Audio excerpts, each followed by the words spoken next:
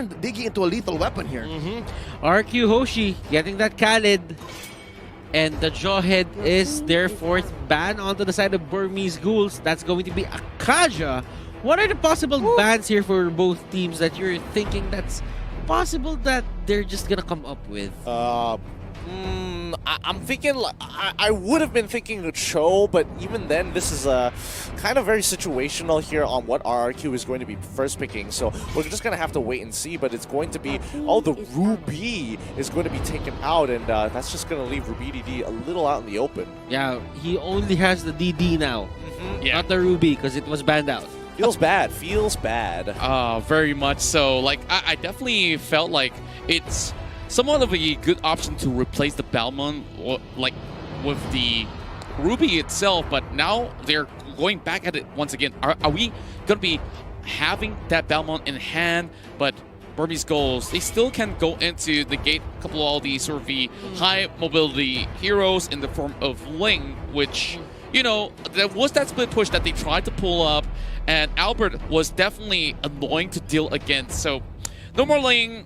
They gotta look for something else. But then again, RRQ Hoshi here, banning out the Ruby means they want to give a lot of opportunities or priority to that Khalid. So that only means they might be rotating this whole lineup or this whole draft on the Khalid. Potentially, I mean, they lock in the Harith here, you know, it doesn't matter what Burmese Ghouls pull out, they're going to have some really dominant side lanes, and they're just making sure that they have some wave clear, have some great scaling, and just kind of force Burmese Ghouls to kind of play RRQ's game, where it's keep it in lane, keep it sane, as long as we're going for those 1v1s and small skirmishes, most of the time RRQ should get ahead, unless the Burmese Ghouls emphasize even more on their early game composition, because level 1 is looking real nice for Burmese Ghouls. If through the draft RRQ Hoshi is able to execute that and enforce that kind of gameplay, then yeah, Burmese Ghouls gonna get shut down. We're not gonna see the same way Ace played in game number 1 so quickly, 15 minutes in, even if they were behind. But right now, they locked it in. Hold up, it's going to be a side lane Claude. There's no way that a Hayabusa can share the spotlight with a Claude this way, and for them to both get good amount of farm. And yeah, this is, I believe, the third Grok of the day. One of them successful, the other not so much, still 50-50. The Burmese Ghouls looking to skew and change the numbers. Oh boy. Yeah, and interesting enough, you know, the whole time in this pick and bans, there is Sylvana available, but none of these teams actually went for it itself. So, yeah, like, this Grok now looking to displace of all these members and, of course, ram them right in with the power of nature if they could just catch them on those sort of choke points, which will definitely be great as a setup for Claude to move right in. Now, final pick, and it's going to be that Roger. I'm pretty sure you guys have an opinion about this. It's great against the Diggy, the Grok. It can dive as much as possible. And go forever. And one of the things that RRQ Hoshi is thinking about right now is to just stop the game by the time we hit the 12-minute, 14-minute mark, because it's not going to look good for their way if it is a Hayabusa and a Claude at the late game. Yeah, I mean, their scaling looks so much better in a lot of these situations here, but I mean, RRQ, with the composition that they're bringing out, it's got a lot of ups, it's got a lot of plus points, especially when it comes to the early to mid-game phases. Like, around level 2 and 3, that's when you're going to see RRQ get a little bit more lane dominance and priority. Yeah, and speaking of which, you know, like, we talk about that early game, a late game for the side of RRQ Hoshi. This is literally a ticking time bomb for Burmese Ghouls to just close things out. And looking at it, we have your 5 players on the screen, and right now we will head on to the Celestial Palace, and I am gonna throw you to our casters, Gideon, Contra, and Leo. Take it away. And away we shall. Here we go. Game number 2, Burmese Ghouls versus RRQ Hoshi. Looking at lanes, it looks like this is indeed going to be a tank Khalid on Psycho, and he played that Benedetta yesterday, and it looks like this is a little more sane, a little bit more of a throwback, and they are heavily invading in the purple of BG. Yeah, I mean, they want to abuse Khalid's level 1 here. He goes all the way around. He's got the Concussive Blast as well, so keep note of that. But Ace, he already predicts something that is going to be happening around here, which means that Psycho needs some help.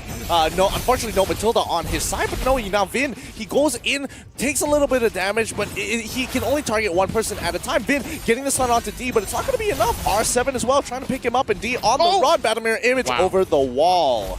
They almost caught Psycho out there, but of course, they tried to invest in that Ruby attempt as well, but he's being caught in between. Now having to force a couple of flickers in the early phase itself. They're going to be pulling right back, but still nothing has happened all too much as of yet. Great response though coming from Burmese Ghouls with the defense. Yep, they saved themselves from the first blood. Could have been close. Literally one more hit from Vin here could have been just the down onto D, but let's do note, D is playing from the side lane. It's actually Ace who is the jungler for the Burmese Ghouls, and as similar as it looks from game number 1, especially after they lock in the first phase Diggy, it's actually a very different draft now. Oh, Ace gets checked in on by Lemon. Oh no, there's a pullback. Oh boy, a 4-man investment just to take down Lemon. And he still managed to walk away alive. So members inside of RRQ are going to be happy that, okay, we know that all the other members of Burmese Ghouls are already down here. They can definitely start the turtle, but Ruby DD is trying to find a way to pull it away, force the flicker, and here comes the rest of the members of BG. They're already taking a chunk of health away from Psycho. It's tough. I mean, he does have the quick sand guard to regenerate his health back up to full, but again, it's all about those level 4s, and right now, more level 4s on the side of Burmese Ghouls in comparison to RRQ Hoshi, and I mean, at least R7 for one does have the Zaman Force ready to go off, but Ruby DD just making sure he's being relevant in this game. R7 now going to be dropping the Zaman Force to try to go for the solo kill. Does he get it? Oh! Close, good use of the gift. Oh, just the tip. He's scared of just the tip. Oh, nice swing. Wow. And there's going to be the first blood. Outplayed by R7. That's going to be Psycho checking in. You good? You good? Aight. Not good anymore. Like, that sidestep just on time before he gets rammed to the wall. So, well, RQ, Hoshi drawing first blood, but maybe here's the next one here that won't fall as the big bad wolves arrive. They're going to be continue pushing on this with this lead here, and RRQ Hoshi, they got a 2K gold lead for now, and I mean, let's see how far this is going to get them, because the Burmese Ghouls, they can easily turn this around. And this is the first time we're seeing, actually, on the first turtle fight, that a team was able to start a snowball on their side, or at least get a lead against the Burmese Ghouls. And we talked about how important the early game is for the side of BG, and they're already dropping the ball right now. And, of course, a couple of boots are already being purchased out. R7 going back at it, but Ruby DD already spinning his ult. Zaman forced to chase right in, and Psycho tries to pin him down, but he knows, okay, he's expecting a lot of attention, and he'll draw a little bit more from RRQ. Yep. Kill me once, shame on me. Kill me twice, shame on me. Wait, is that how that goes? Anyway, here we go. The Yogi Shadow kill helps out, maybe knocks out Vin, maybe gonna be revenge kill here by Albert, so it's a 1-for-1, but I think that's something that BG can afford anyways, but the push continues. Here comes Kid with the dash in for free by Ace. Right now, Matilda's been, I mean, Kid has been doing a really good job, especially towards the mid lane, of, you know, getting that information and zoning up and allowing maybe to get really aggressive here, because, again, this harassment is really abusive. Like, they're just going to keep on smacking him, circling Eagle as well onto Psycho. How many things do they want to throw at the Khalid, and he still walks away unscathed? Now, of course, going to be having Albert to be able to cover grounds over on towards the mid lane. Demon Hunter sword for D, and the dive sets up. He walks away with so little left. Oh, you hate to see it. You hate to see it. Lemon even bothering to flicker to try and close the distance against D, who did use his Purifier. So regardless, if D gets caught out in the next upcoming fight, he's not going to be able to get out that hard CC that RRQ have dedicated themselves. I mean, they've got the Raging Sandstorm, they've got the Abyssal arrows as well. There's just so many things to worry for. Oh no, Vin gets smashed here by the Guardians barrier. 1 for Ruby DD here, which by the way is not your traditional Grok. Look, he is on high and dry. High and dry. Well, it's a little bit of throwback because back then aggressive Groks is definitely a thing, but well, I don't know at this point facing against R7.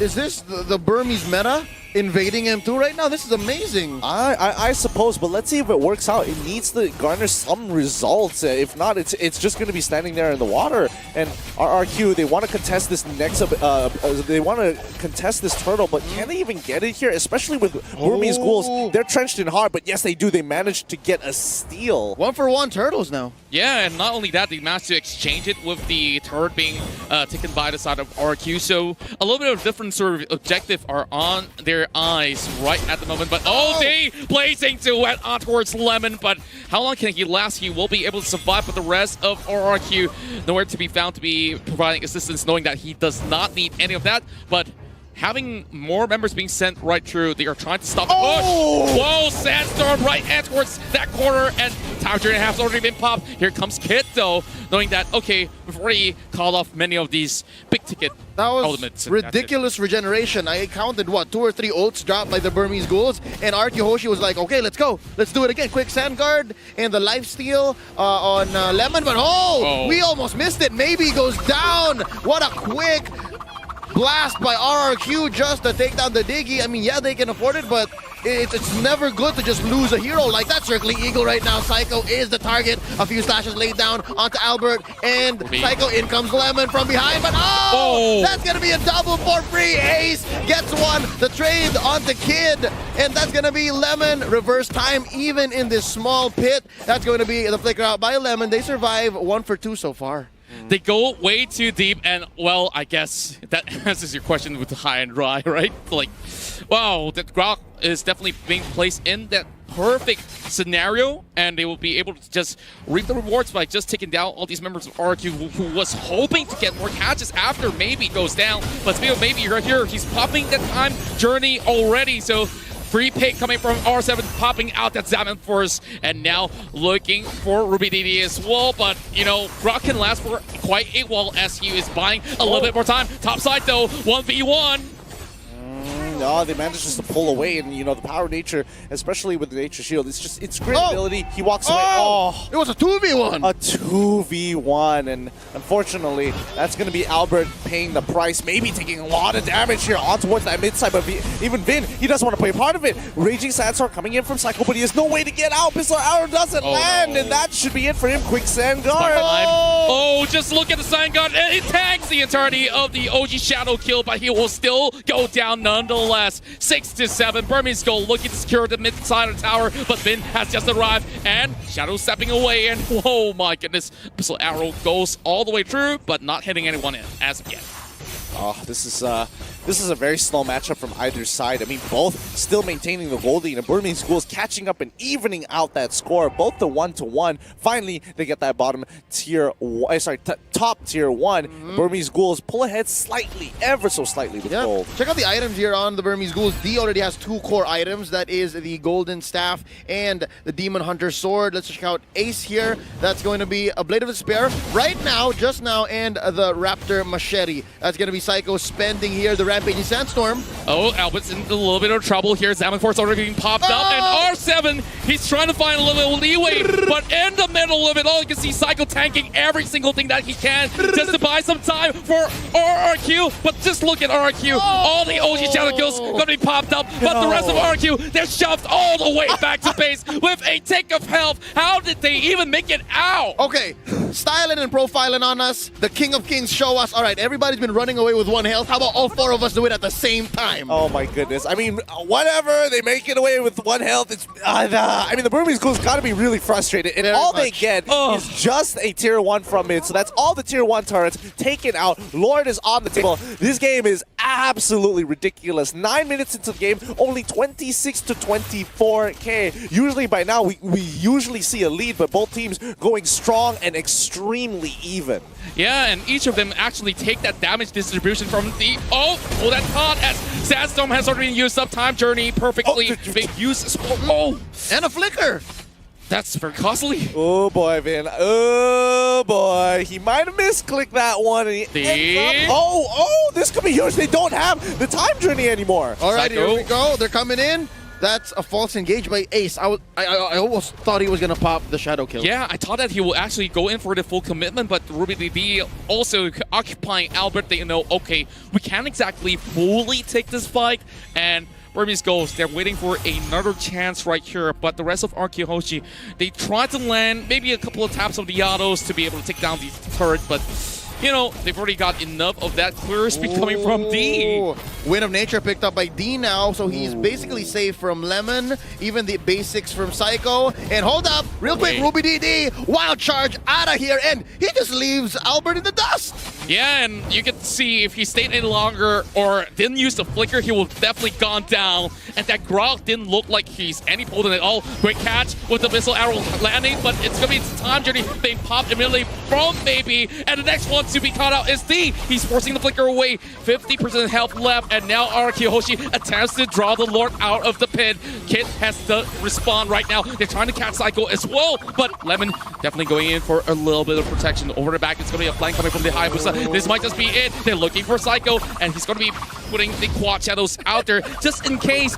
Great push and pull, but oh boy, we're not getting results here. But Lemon now going in towards the mid side. D already popping the blazing duet, trying to stretch the health out. But here comes Ace. Ace will go in for Lemon alongside Ruby DD. They get one kill in the process for an exchange against Burmese Ghouls Kid. Oh boy, this is some really good macro coming in for Burmese Ghouls. You could literally see Ace, he's running up topside. There was this fat wave about to crash into that tier 2. And when they see this fight occurring, I would have preferred if D decided to actually, you know, stick around, use the Blazing Duet to his advantage, but he didn't have the ult. So, no choice, he runs up topside and lets Hayabusa stick around. And so far, it went well for them, right? Trading Kid out for Lemon, winning this whole tug of war, because really, RRQ Hoshi could have finished the Lord there, but it took some time for them to say reset, reset, reset, and I think RRQ Hoshi at some point got frustrated.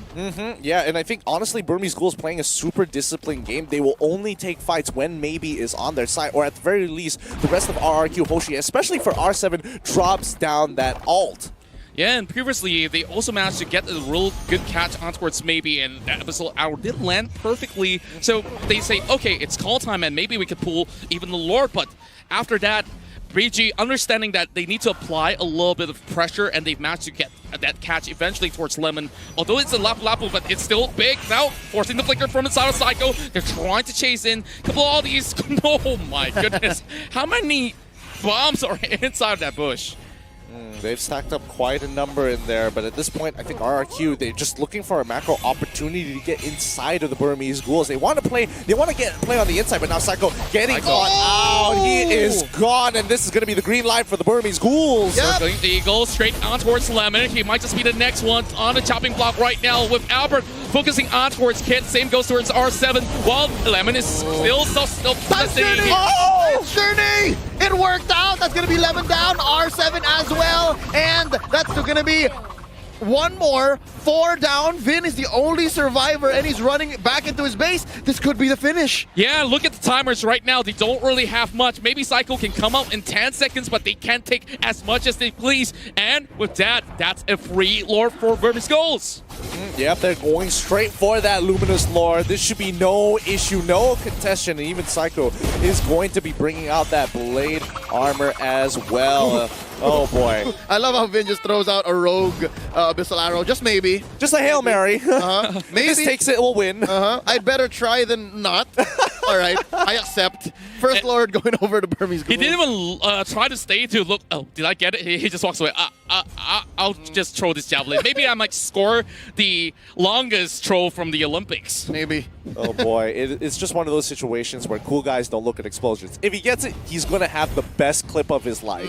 If he didn't, then let's see what happens. Right now, fight about to break out. Yeah, Lemon tries to hold on the front line of the defense for RRQ Hoshi, and there you go. Engagement coming in. Time Journey's been popped up, but they're chasing right towards the back, though. All these waves coming from the side, and it will be Burmese Ghouls looking to secure one tower up top. They immediately disengage, and they know they've gotten enough. It only takes a little bit of a touch over on towards middle as well as on the bottom to just open all the inhibs. They need to get on out of there. At least they're abusing the mobility of Ace to kind of just steal away the economy and act like a complete bully, making sure that they don't have any way to kind of bring themselves back from this economic damage here. And Burmese Ghouls, as you can see, they're 6K ahead against RRQ. So RRQ, no matter how hard they engage, maybe it's just the problem. Yep. Oh, he shadow kill taken out. Vin, you try to chase me? Ha! Come back to your circling eagle now. Stunning Lemon. He misses the ult on the Lapu Lapu. That's gonna be D coming in. Time's journey, ladies and gentlemen. That's gonna be a raging sandstorm by Psycho down, stopping the fight there, and as well across the map. It's gonna be retreat for RRQ Hoshi. Why did they just let Lemon just stand there? They could have easily taken him out. Yeah, and like it's a very massive call coming from RQ as well, extending all the way outside, out of the turf, just to perhaps find a couple of all these picks, and maybe that might just be an opening for their side, but you know, still they managed to have Lemon still standing. Oh boy, 2 minutes away until the Lord is back up, and that just means that RQ have 2 minutes to try and catch up to the Burmese Ghouls. Yeah, let's take this time to appreciate what Ruby DD is up to. He has a Bloodlust Axe, and I do believe with 2 Legion Swords, you're gonna build Blade of Despair. What's going on with this Grok? I mean, it's the classic Grok, you know, the kind that deals This a is what lot we're of used to. damage. I mean, look at him! No matter how hard Lemon hits him, and Ruby DD is, as long as there's a wave, I can heal back up to full and just clear the wave, do it again, rinse, repeat. Oh, interesting now. Oh, wild charge. Knocks up Lapu Lapu and no mercy. All the ults, man. Just all the ults. And I think Lemon is going to get away because here comes Albert. Oh, Albert coming right in. I'm not too sure if this is definitely a smart call because they can't really get a catch on towards Ace. 7-4 spin popped up, and Ruby DD, as much as he's a tank, he's a rock, and he's still trying to survive, and he bought so much time for his out of Burmese Ghouls, and he managed to take down Albert. What a great call. And Burmese Ghouls, they are taking whatever they want because guess what? Game number 2 is going over to the Myanmar side, and we are looking at match point real soon. But Psycho, he's trying to defend for his life, trying to exchange, but look at that live regeneration. But this is it. One more game for Burmese Ghouls, and they will punch the ticket to the grand final. 2 in a row! Burmese Ghouls!